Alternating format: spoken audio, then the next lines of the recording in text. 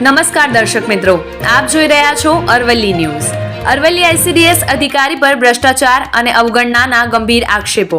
મહિલા અને બાળ વિકાસ યોજનાના ચેરમેન વીણાબેન ખરાડીએ પ્રોગ્રામ ઓફિસર અને જિલ્લા આઈસીડીએસ અધિકારી પર ભ્રષ્ટાચાર, કૌભાંડ અને સત્તાનો દુરુપયોગ કરવાના ગંભીર આક્ષેપ લગાવ્યા છે.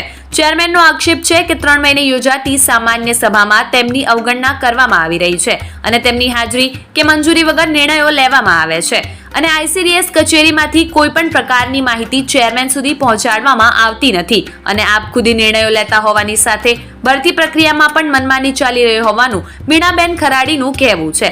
સરકારી અને આઉટસોર્સ કર્મચારીની ભરતીમાં ગોટાળા કરાયા હોવાનો આક્ષેપ પણ તેમણે મીડિયા સામે કર્યો છે.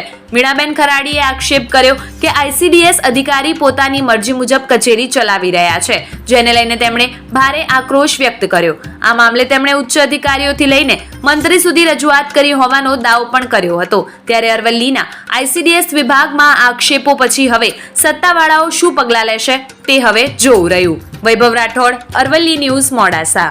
સદસ્ય વીણાબેન ખરાડી, મહિલા બાળ વિકાસ ચેરમેન, અરવલ્લી. આજે છેલ્લા 30/12/24 અમારી સામાન્ય સભ્યની મિટિંગ, સામાન્ય સમિતિ, મહિલા બાળ વિકાસ સમિતિની મિટિંગ લીધી હતી. એ પછી અમારી કોઈ મિટિંગ આજ સુધી લેવામાં નથી આવી. જનરલી દરેક 3 મહિને દરેક સમિતિની મિટિંગ લેવામાં આવતી હોય છે. મારા પ્રોગ્રામ ઓફિસર મને આઈસીડીએસ વિભાગની કોઈ પણ જાતની માહિતી આપતા નથી. કોઈ પણ જાતની કોઈ માહિતી મને ખબર જ નથી, હું જાણતી જ નથી. વારંવાર પૂછીએ, ફોન કરીએ અથવા બોલાવીએ તો મને મળતા નથી. અને પબ્લિકના ચૂંટાયેલા માણસો છીએ. પબ્લિકના પ્રશ્નોનો ઘણો બધો નિકાલ કરવા માટે એ લોકો જાણકારી લેતા હોય છે, પણ મારા પ્રોગ્રામ ઓફિસર મને કોઈ માહિતી આપતા જ નથી કે હું કઈ રીતે માહિતી આપું.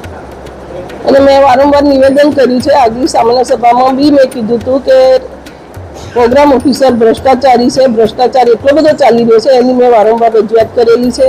તાલુકા પ્રમુખશ્રી, ડીડીઓશ્રી, આપણા મંત્રી શ્રી ભીખુસિંહ પરમાર સાહેબ, ગાંધીનગર, બધે પણ આ વાતની કોઈએ ધ્યાન લીધું જ નથી.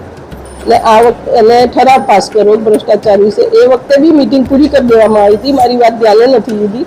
આજે મેં એ જ બાબતે રજૂઆત કરી, ત્યારે રજૂઆત કરી તો મારી વાત ધ્યાનમાં ના લેતા મિટિંગ પૂરી કરી દીધી અને હવે તમારી મિટિંગ સમિતિને લેવાઈ જશે એટલો પ્રશ્ન મને એવું કહેવામાં આવ્યું છે.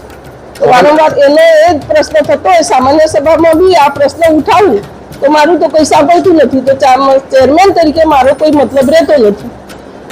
આજે પણ રજૂઆત કરી, આગલી સામાન્ય સભામાં બી મેં રજૂઆત કરી છે. એ વાતને કોઈ ધ્યાનમાં લેતું જ નથી. આપણે આપે એક પત્ર લખ્યું હતું કે ભાઈ ત્યાં કાયદેસરના ઉઘરાણા થાય છે, પોષણ કીટ મળતી નથી. એ પ્રશ્નનો તમને જવાબ મળ્યો હતો? એનો જવાબ કોઈ મને આપવામાં નથી આવ્યો. આજની સભામાં પણ ઉપસ્થિત હતું? આજે સામાન્ય સભામાં બધા જ ઉપસ્થિત રહ્યા. જે એમને સહી કરેલી હશે એટલા બધા જ હતા. આઉટસોર્સની ભરતી થતી હોય છે, એ બારોબાર ભરતી થતી હોય છે, એ બાબતની આપણું ધ્યાન મને કોઈ જાણ કરતા જ નથી, તો હું ક્યાંથી જાણું? આઈસીડીએસ ખાતાની મને કોઈ માહિતી આપવામાં આવતી જ નથી. હમણાં સુધી મને કોઈ બાબતે જાણ કરવામાં જ નથી આવતી. સામાન્ય સભામાં, આગલી સામાન્ય સભામાં મેં રજૂઆત કરી હતી ત્યારે બી હા હવે થઈ જશે કરીને મિટિંગ પૂરી કરી દેવામાં આવી હતી. આ વખતે બી મેં રજૂઆત કરી અધ્યક્ષ સ્થાનેથી કે અધ્યક્ષશ્રી મારે આવો પ્રોબ્લેમ છે. અને આગળ મોઢેથી મૌખિક રીતે તો હું ઘણીવાર ડીડીઓશ્રીને, પ્રમુખશ્રીને જણાવતી જોઉં છું. આજે સામાન્ય સભામાં બી ફરી બીજી વાર મેં કીધું ત્યારે બી મિટિંગ પૂરી કરી દેવામાં આવી. હા હવે મિટિંગ થઈ જશે તમારી. એનો તો શું મતલબ કે મિટિંગ પૂરી થઈ જાય, મિટિંગ થઈ જશે. બીજી સમિતિઓના જે તે મિટિંગ હોય દર 3 મહિને ઓફિસર અને ચેરમેન સંકલનમાં રહીને મિટિંગ કરતા હોય છે. મારે એવું કોઈ સંકલન થતું નથી. સરકાર કરોડો રૂપિયાની ગ્રાન્ટ બાળકોને કુપોષણથી બચાવવા માટે કરતો હોય છે, એનો લાભ મળતો હોય છે કે નહીં મળતો બાળકોને? એ જોવા જઈએ તો જે સવારનો નાસ્તો અને બપોરે જમવાનું હોય છે, તો ખરેખર સવારમાં નાસ્તો અને બપોરે જમવાનું સોમવારે અને ગુરુવારે ફળફ્રૂટ હોય છે, એ બી ખાસ અપાતું નથી. જમવાનું, નાસ્તો કહો કે જમવાનું કહો, આ દરેક આંગણવાડીમાં એક જ વાર આપવામાં આવતું હોય છે.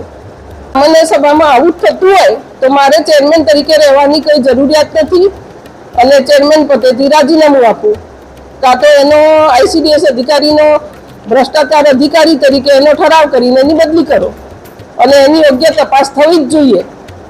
જ્યારથી હું ચેરમેન તરીકે નિમાવું છું ત્યારથી એની તપાસ થવી જોઈએ અને એની તપાસની માગણી હું કરી રહી છું. શેની તપાસ થવી જોઈએ?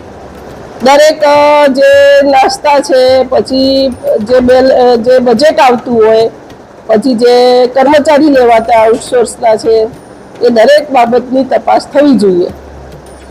અને જે પેલા એ હમણાં સરકારી રીતે થાય છે એ બી કંઈ પારદર્શક હોતું નથી. ઘણું બધું એમાં બી કોમ્પ્યુટરમાં ચેરચાર કરવામાં આવીને સુધારા વધારા કરતા હોય છે.